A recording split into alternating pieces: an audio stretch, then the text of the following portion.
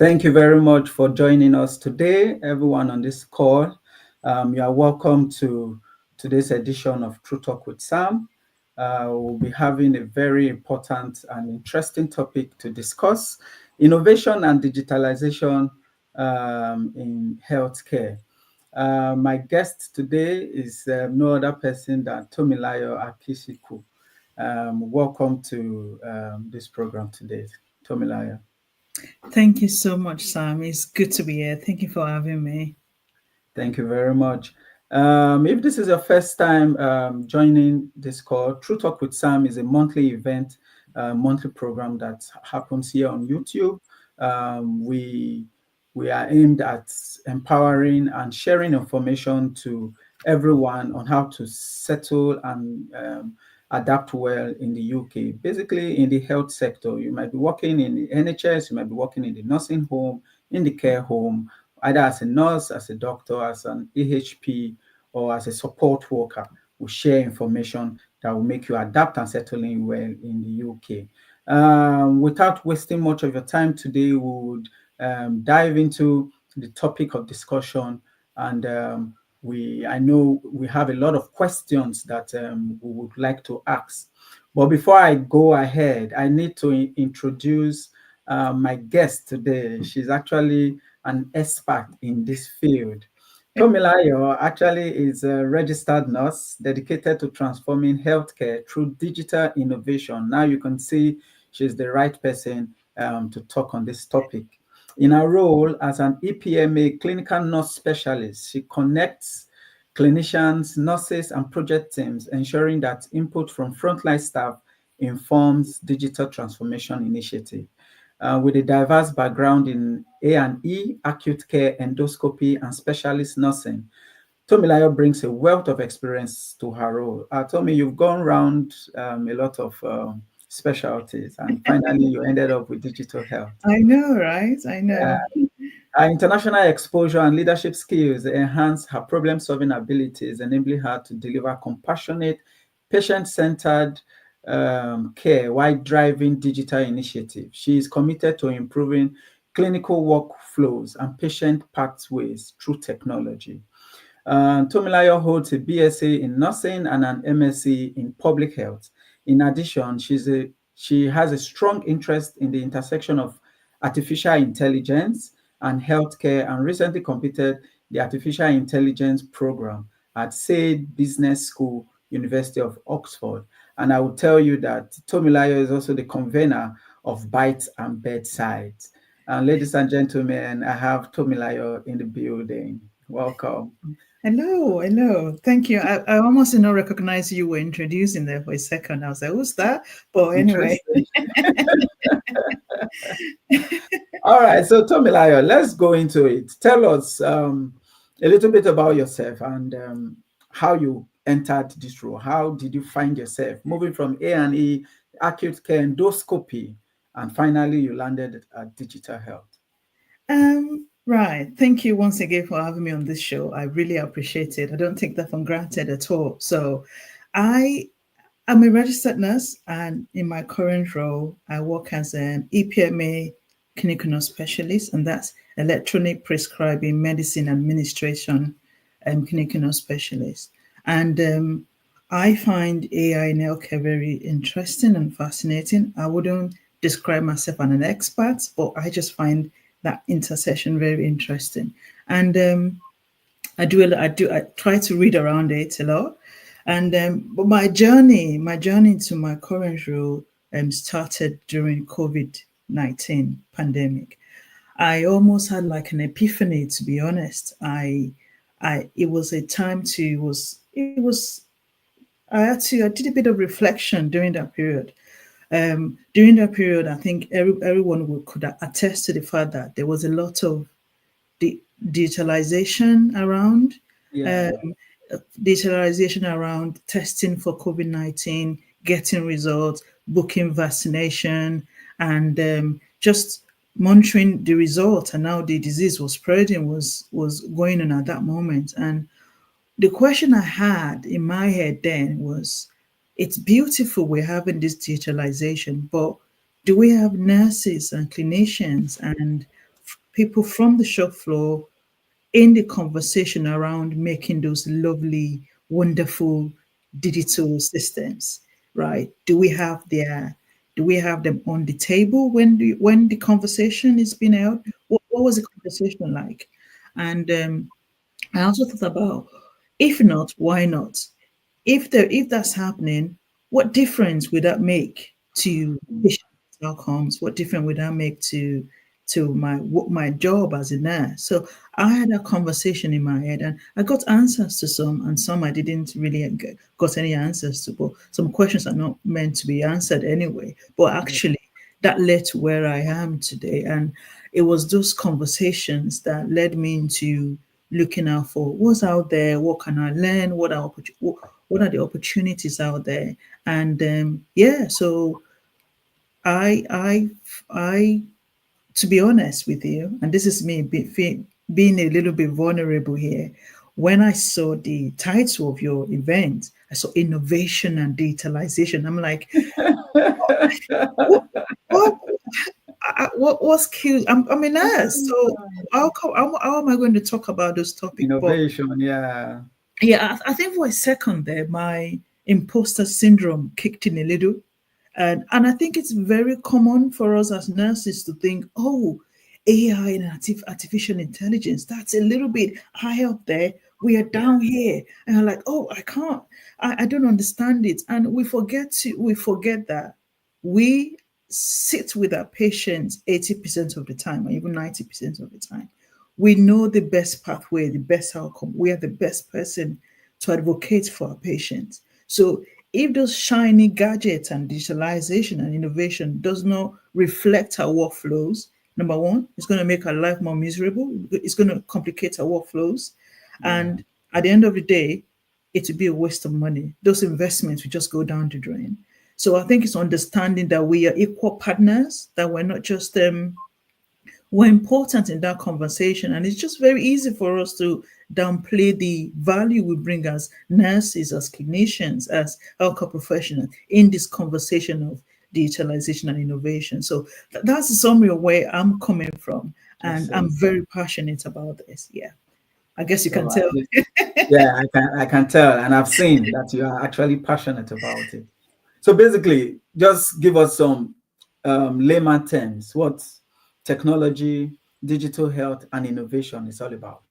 So let's start from there. Um, right. So technology, in my thinking, to my own understanding, is the tools, the device, technology in healthcare are basically tools, devices, systems we use in healthcare to improve our workflows, to for operational efficiency, so to say. So an example of that can be MRI scan, CT scan, even as little as your OBS machine, yeah, Yeah, observation machine, yeah. yeah, So yeah, that's a good example coming to my head. And digital health tend to take it a little bit further. So digital health, it's in healthcare, especially in healthcare, of course, the digital health in healthcare is the yeah. use of digital tools.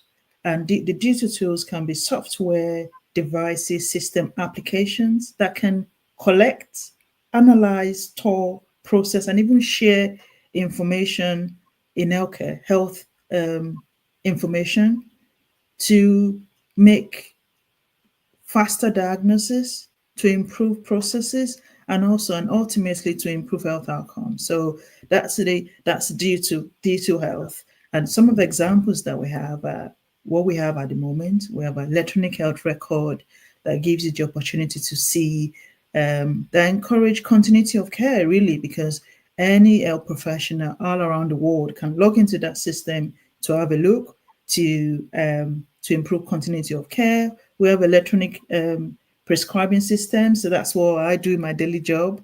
It makes life easy when it comes to prescribing. You know, back in the days when you have to prescribe on paper drug charts, oh Yeah, gosh, I yeah, remember those times where prescribers were fighting, literally fighting for the drug chart. yeah, The nurses were looking for the drug chart. The doctor were all looking for drug chart. But now we have electronic health. We have the EPMA system where anywhere you can log in remotely, prescribe remotely, makes life easy. So, Yeah.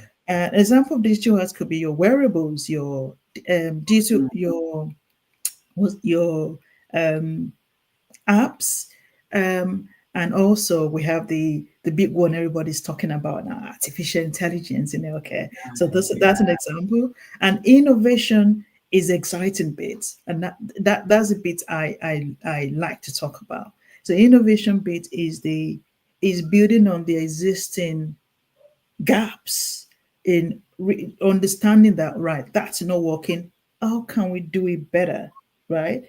What how can we improve our system, improve the way we work now to improve, to make things better now. So innovation does not necessarily is not meant to be, it doesn't have to be new, right? Mm, I like Innovation that. can be, yeah, it can be improving the present workflows we have at the moment. Just taking a step back to say, what's not working?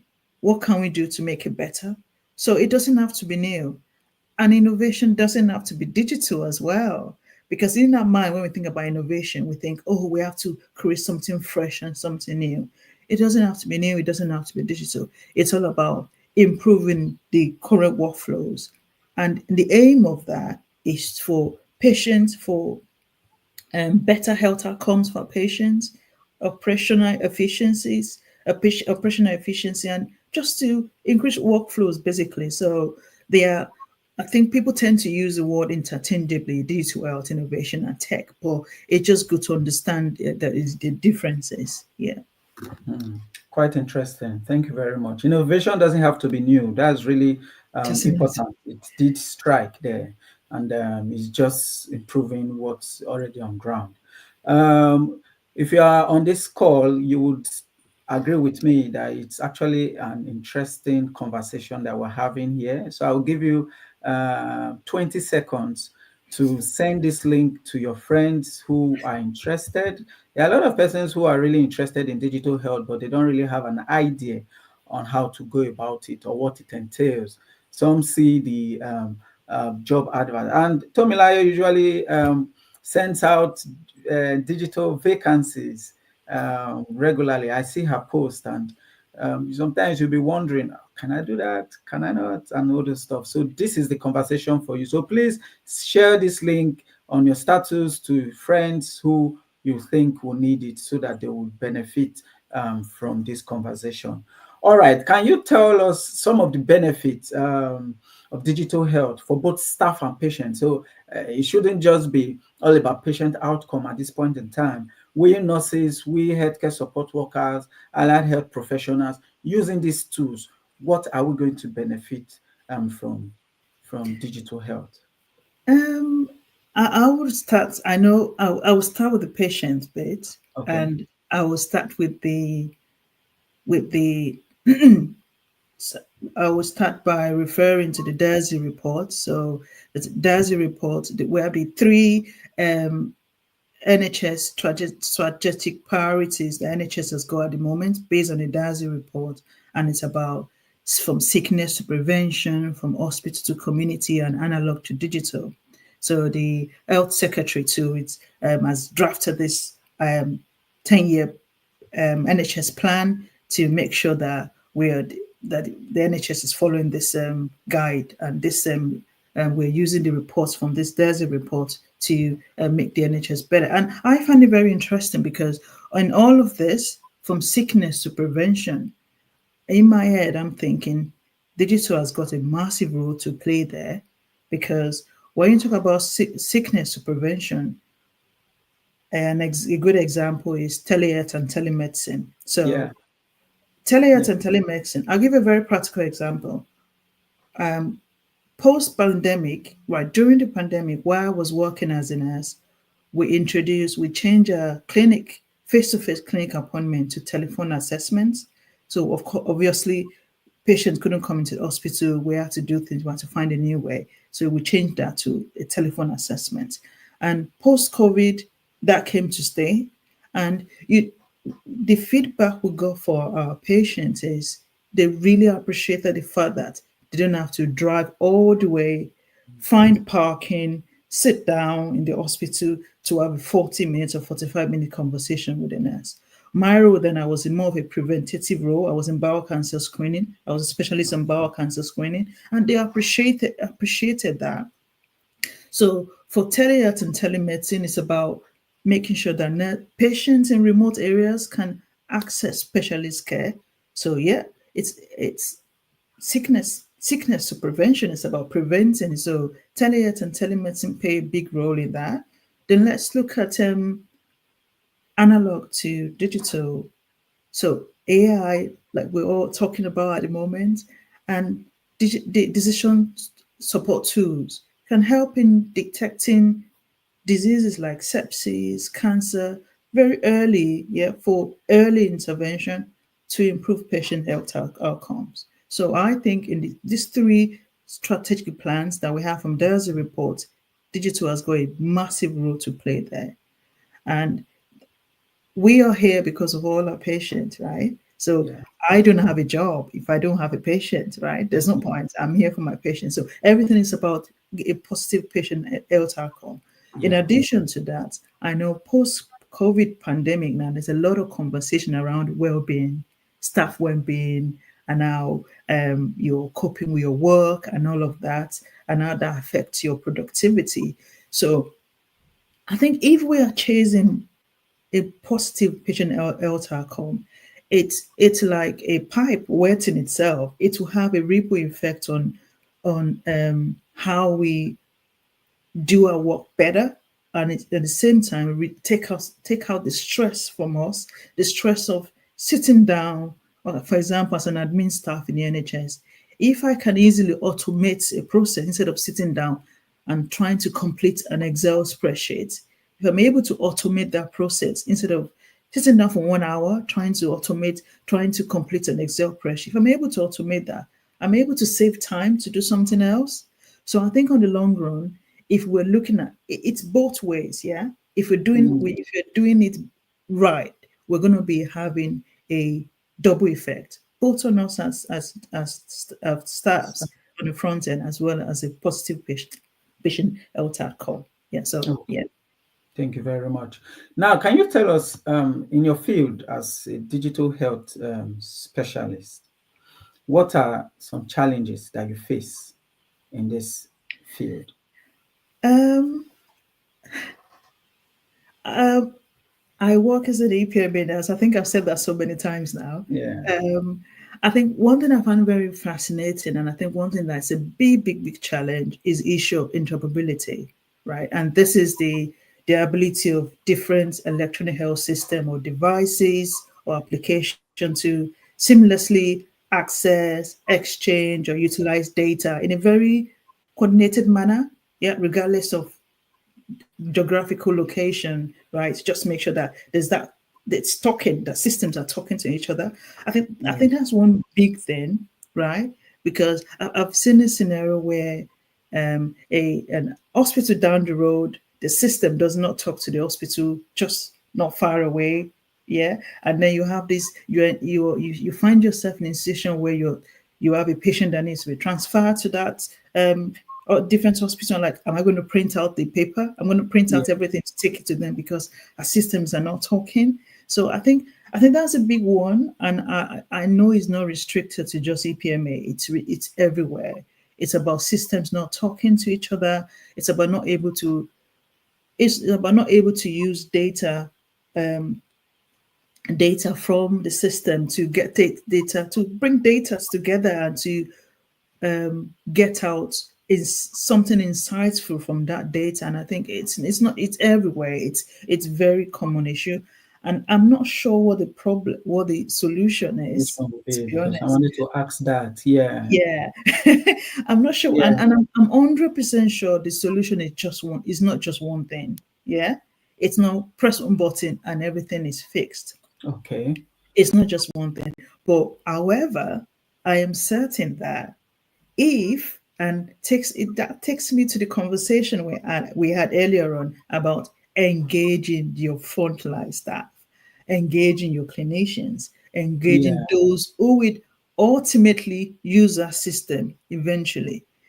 Get them into that conversation not in your piloting state, not in the testing phase, not when you're testing, yeah, right from the beginning, yeah, before you sign that contract to say you're going to have that for the next 5 years. We need to get that conversation into having a conversation with um, healthcare professionals on the shop floor to say, this is the idea, what do you think?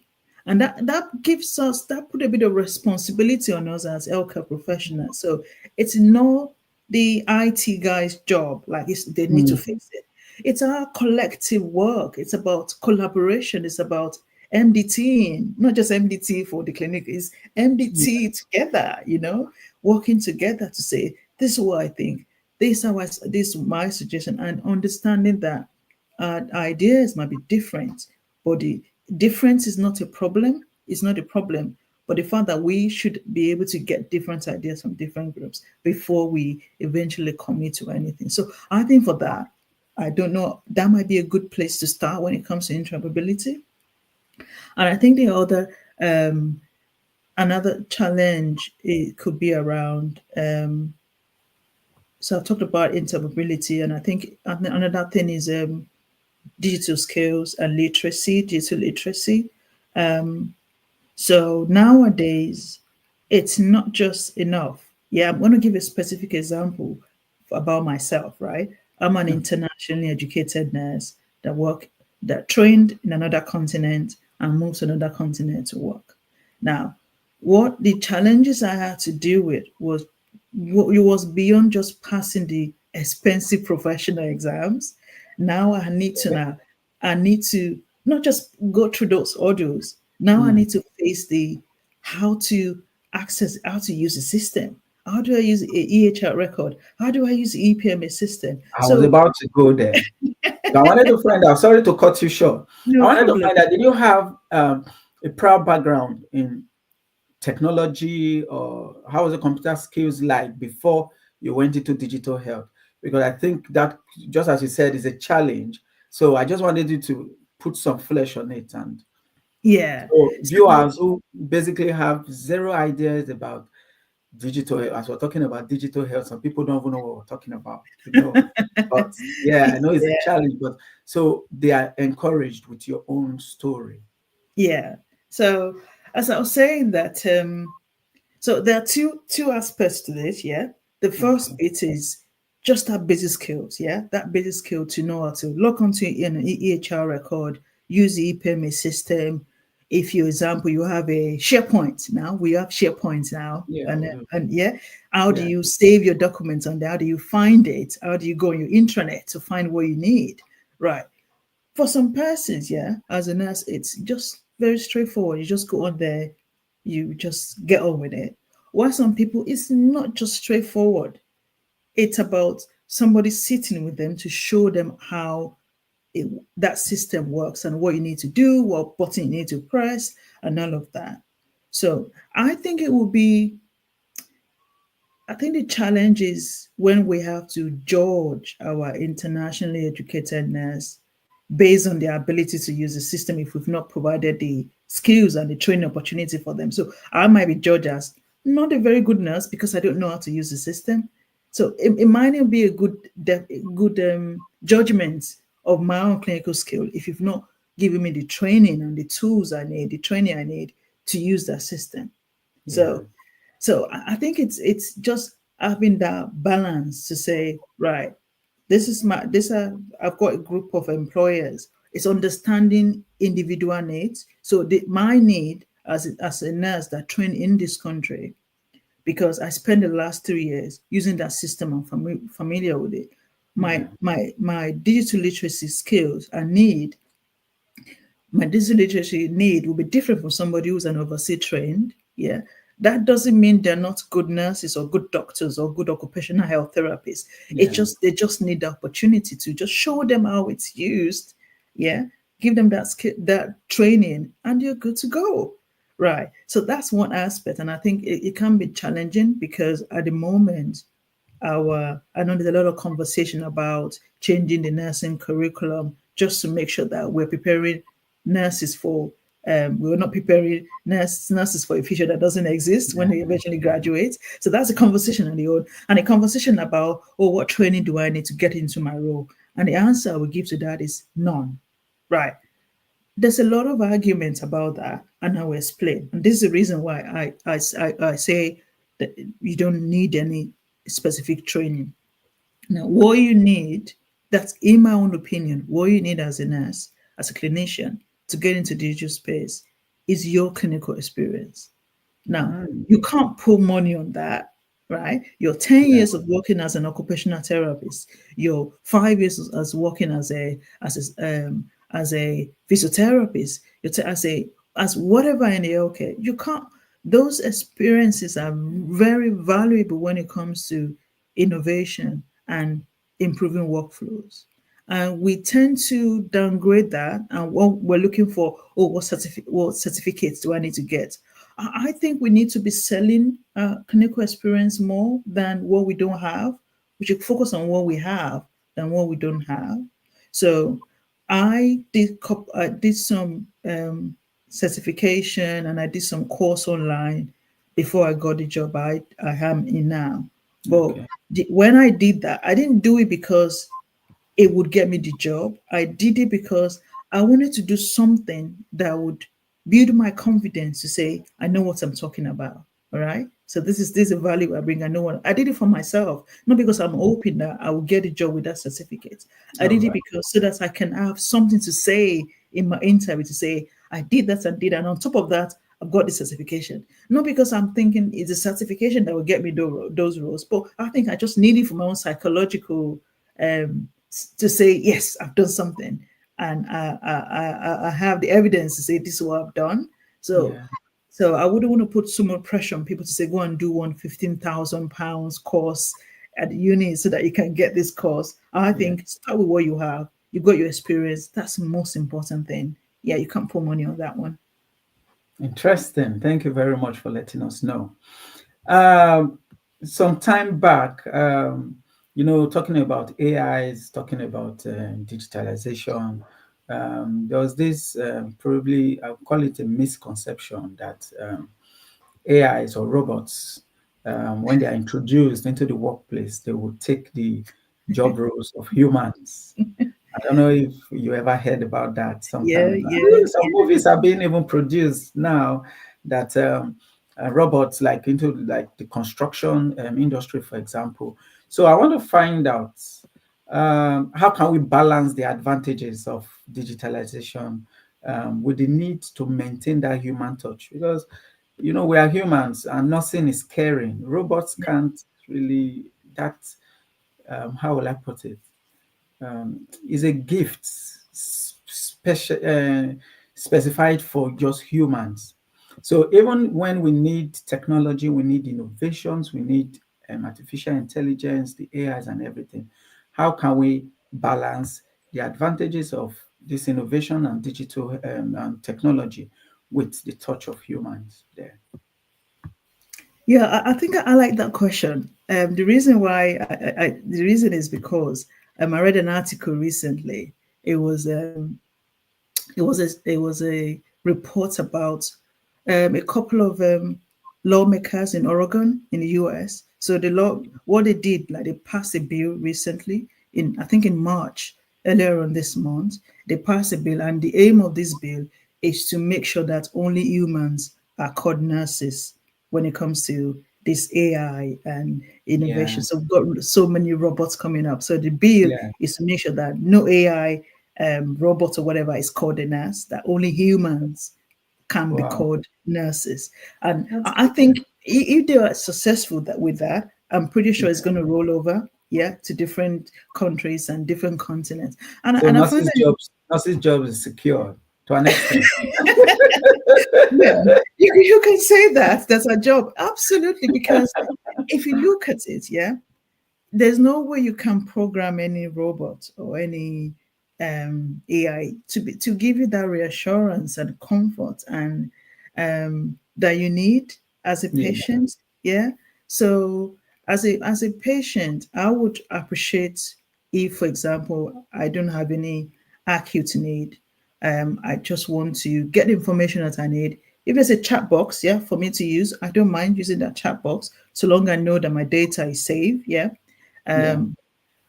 If I have, if I want to get my prescription, and I don't mind having my GPs to just prescribe electronically and I go and pick it up for my, I don't have to take any paper down to different pharmacy. I'm happy for that to happen. But if I'm going to have a surgery, right? If I'm going to have a surgery, I'll need, I wouldn't appreciate a robot doing a checklist for me and doing my checklist. Yeah. I wouldn't I wouldn't having a robot giving me instruction on where to put my hands and where I would, that would make me cringe a little bit. That's So true. Yeah. yeah, I think it's understanding that there's a place for us as nurses that is very unique, and I don't think that's we can be replaced. I tell you what, Ellen Bartson, that's the current CNIO of NHS England. She says is, or I think usually most times she says that digital is not the why, is the how. So digital is not the reason why we are caring. We are caring because we care for our patients. So digital is the process. It's just an enabler. The tech is an enabler. It's not the most important thing. So our Yeah. patients are the most important thing, and I don't think we can be. I don't think we can be replaced. Yes. Um, Yes. but what is important is for us to know that digital space is rapidly changing, right? And the skills we need, we had to learn a couple of years back. It's probably not what we need now. We need to upskill, read more, and understand where the future is going and tagging along with it. We don't want to be left behind. So it could be as simple as reading a bit of a journal. It could be as simple as attending a CBD course. It could be joining the Digital Health Forum with RCN and know what's going on. It could be as simple as that, but we should carry on learning and not just sit down to say, "Oh, I cannot be replaced," and all of that. So we need to just upskill. Yeah. Thank you very much for even talking about upscaling, because I think that's where my next question is tilting towards. Now, we could say probably where we trained, maybe back in Africa. Some persons might look at age. I think I'm getting old. This digital stuff is just for Gen Zs, over 40, and so they might have different excuses. So I think it's actually a barrier in accepting digital health. So I don't know, can you tell us more about some barriers that exist with the adoption of this digital health? Because just as you've talked about, it has come to stay, whether we like it or not.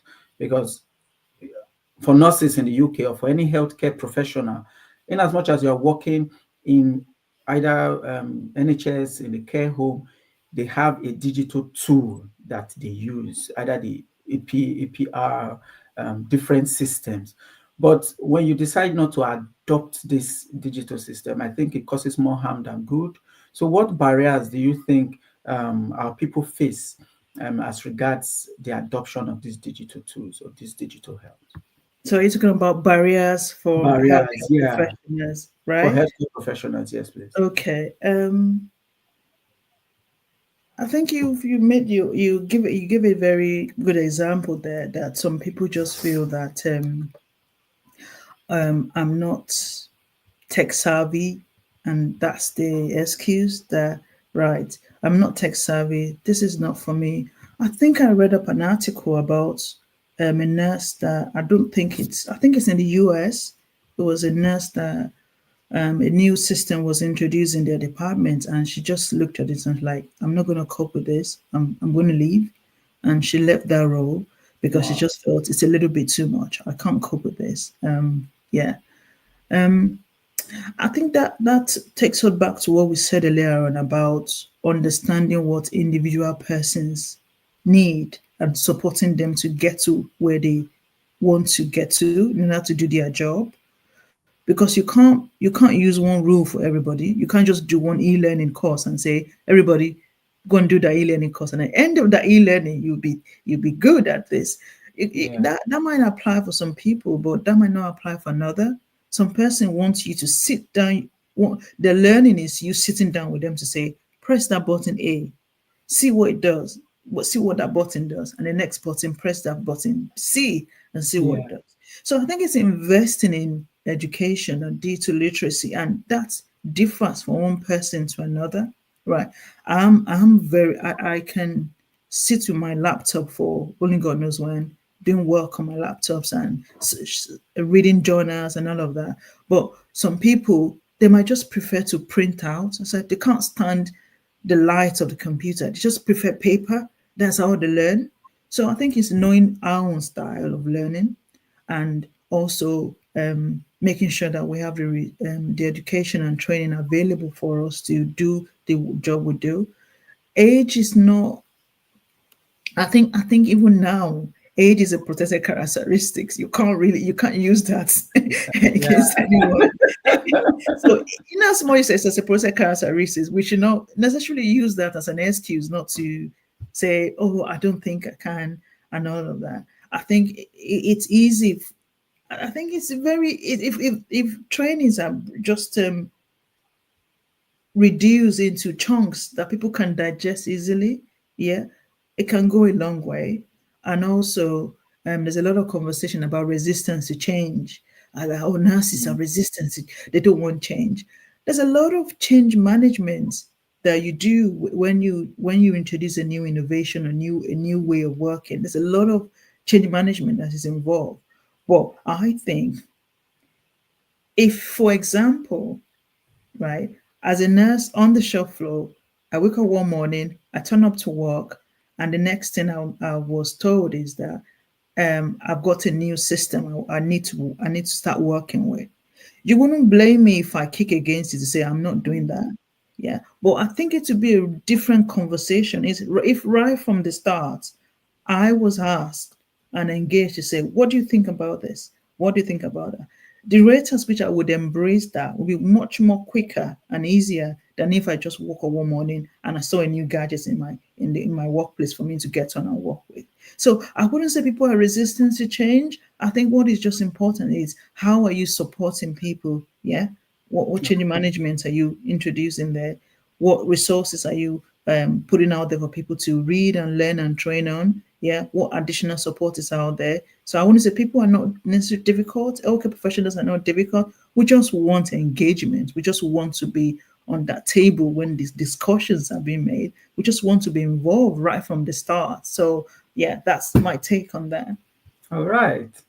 Currently, I know we're having a lot of technologies as regards digital health. Of recent, there are some wearable devices that you can actually put on, and it helps diagnose and do a lot of stuff. Can you tell us some more emerging technologies in digital health, and what potentials do they have in transforming the health or healthcare, basically?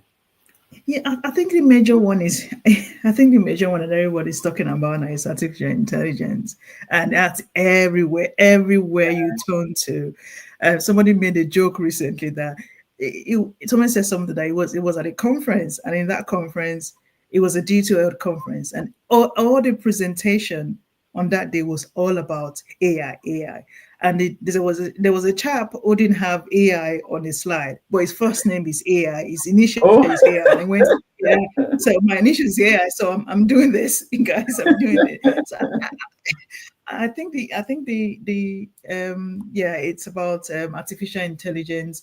Is use of artificial intelligence such as machine learning to analyze medical data to um, assist on diagnosis to improve patient care, enhance efficiency and accuracy and patient outcomes. And it's everywhere now. From I was in a conference recently and I learned about a product. What that product does is to use medication data.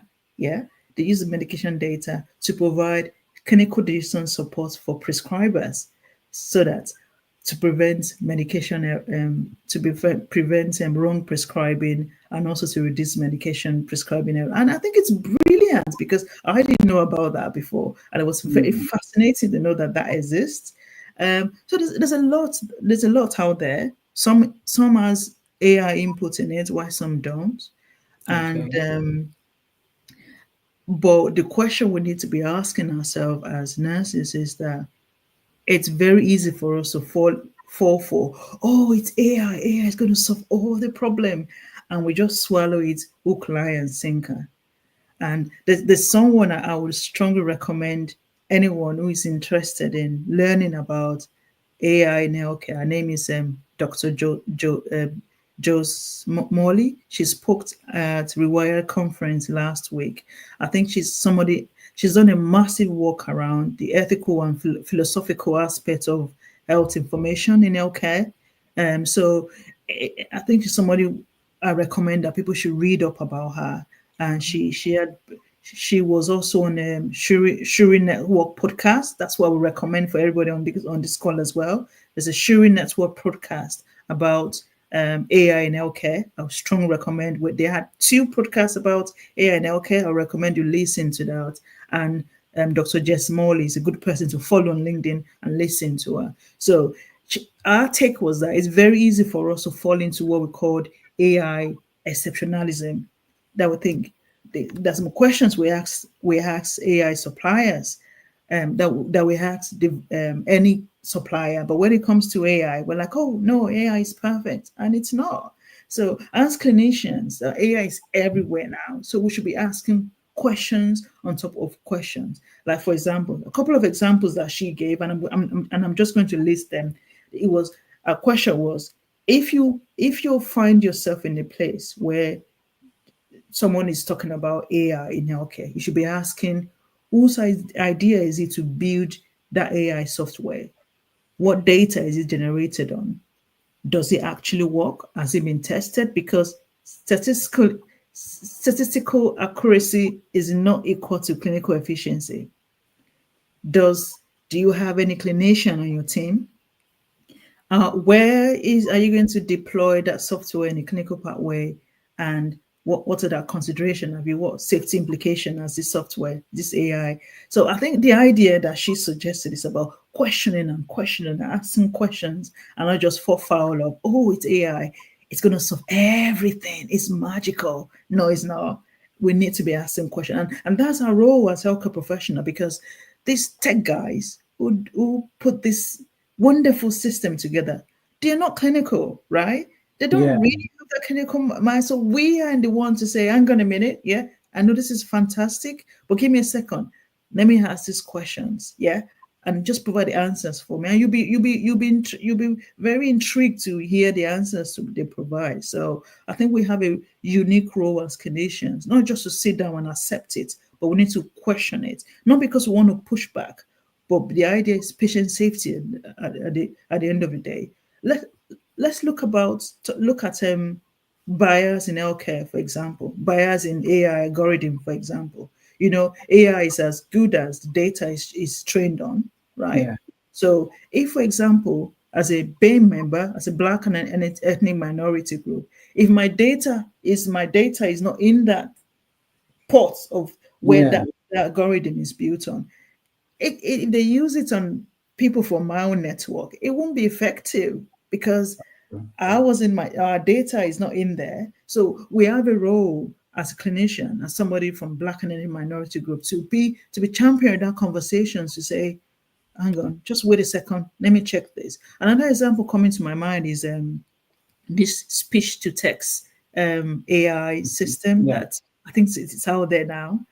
And I asked someone recently that I've got a Nigerian accent. If I'm going to use that system, well, if I say one word, will it not misinterpret it as another? Because if that data is trained on a conventional kind of accent, yeah, how will it work with my Nigerian accent, right? How would that impact the care? And how would that impact my patient on the long run? If I want to say penicillin, for example, and my accent gets into the way, I write something else on the Yeah. patient's notes, and the patient is not allergic to penicillin but something else. So it's just that ripple effect. So it's understanding our unique role as nurses to say, hang on, we need to question that. So we should not fall foul of AI exceptionalism. So that's my take on that. Interesting, and it's with just your contribution, it's we have a lot to really do and contribute in or improving AIs in healthcare. So basically, with all what is happening currently, are there any ethical considerations as regards the use of AI in healthcare? Is there anything ethically that we need to be informed of? Yeah, I think I've mentioned that, and I said earlier on that I wouldn't describe myself as an expert.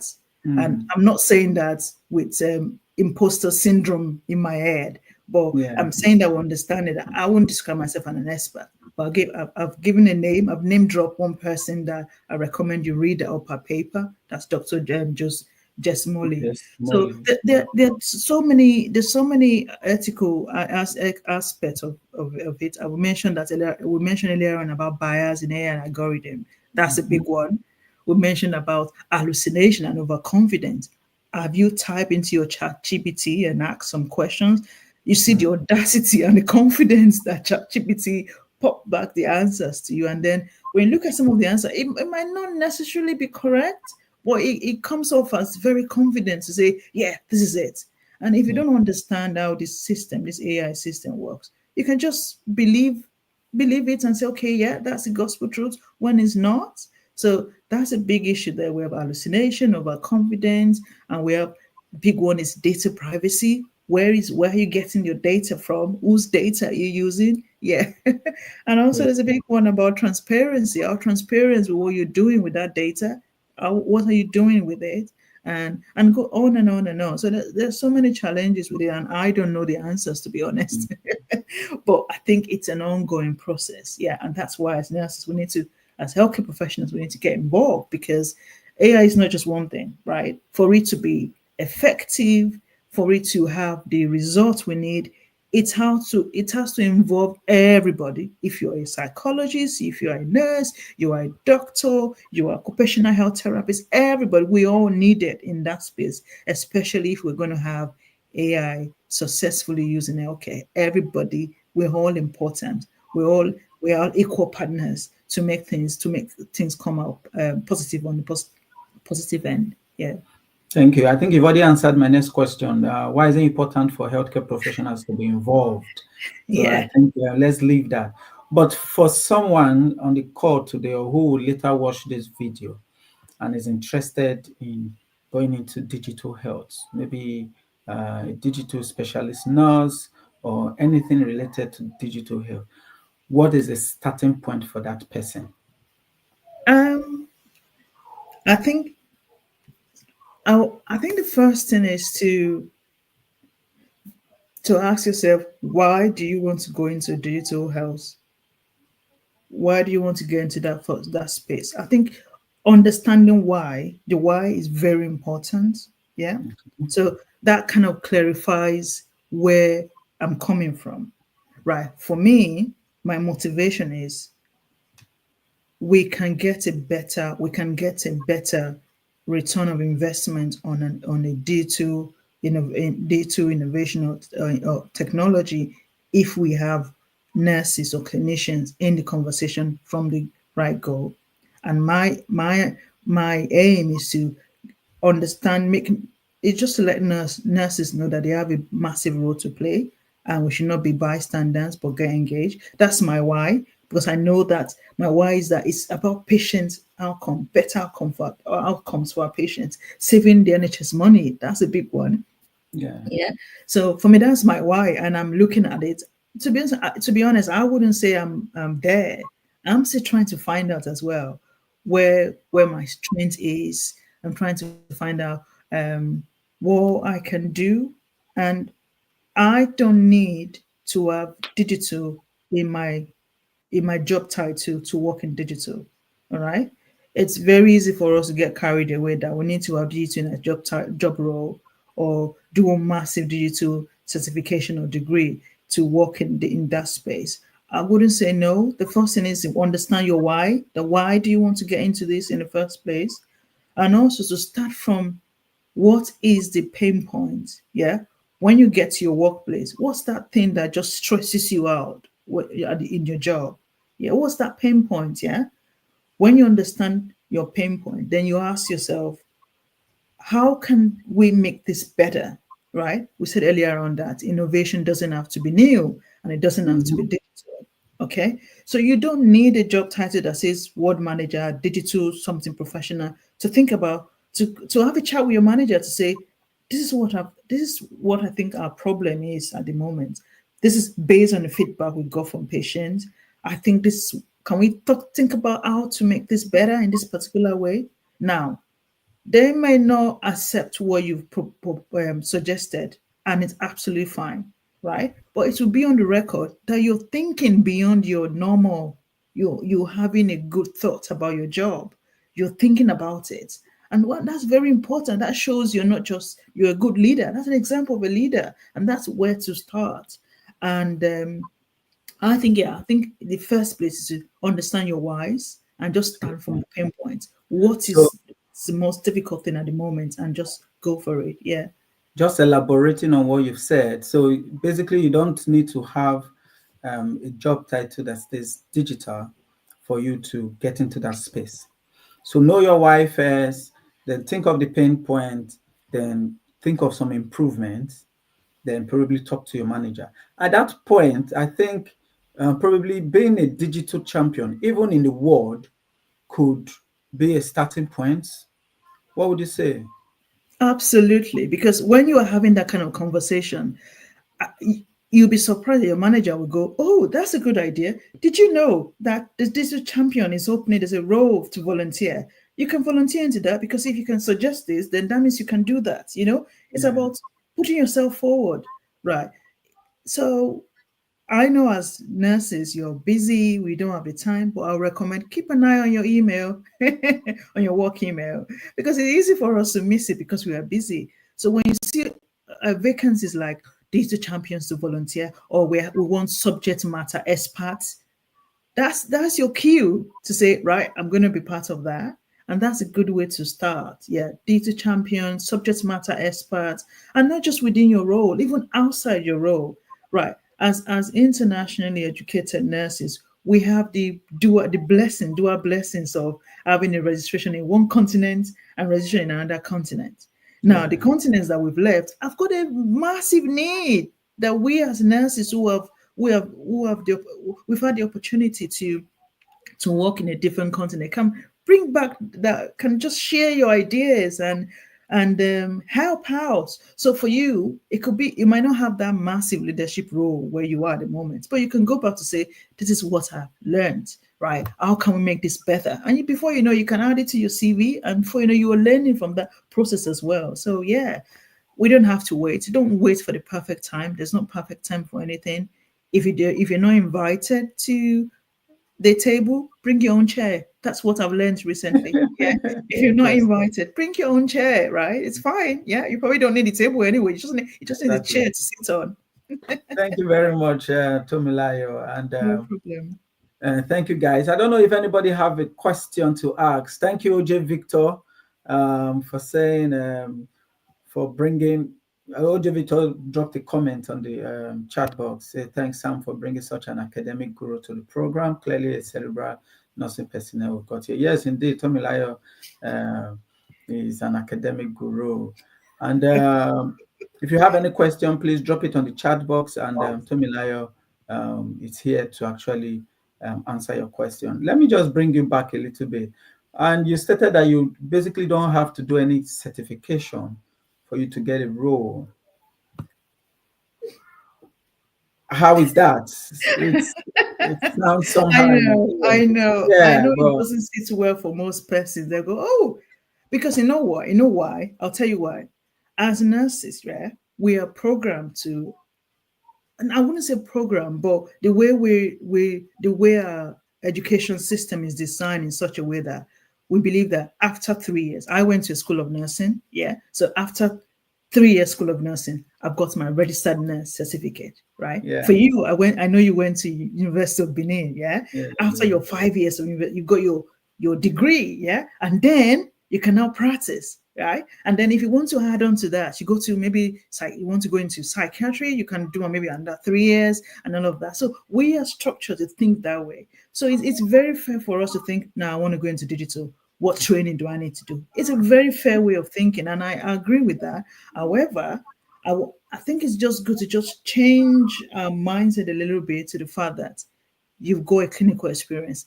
That is the most important thing, right? Yeah. You can the idea is transferable skills, and I think the challenge for nurses is the ability to describe what we've done as a nurse on the shop floor and transfer that into a digital role. It's I think the ability to convey that very clearly on your CV or your supporting statement to say, I've done this, I've done A, B, C, and D. As a nurse on the shop floor, I can do that again.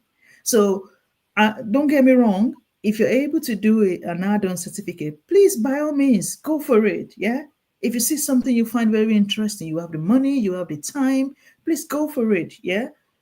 But I wouldn't want you to put that as a roadblock to say it's only when I get that I can Yeah. achieve this, right? So there's some other hands-on training that you would. It's very important to have your certification. Like if you want to learn how to code, Python, and all of that, you need to have some hands-on training. You want to go into data analysis, you need to have some training on that. But if you're not, if you're thinking to not if your passion is not into that, then you don't have to put a roadblock in front of yourself, right? So that's my take on that. Thank you very much, Tomilayo, and No I problem. appreciate you joining us on the call today.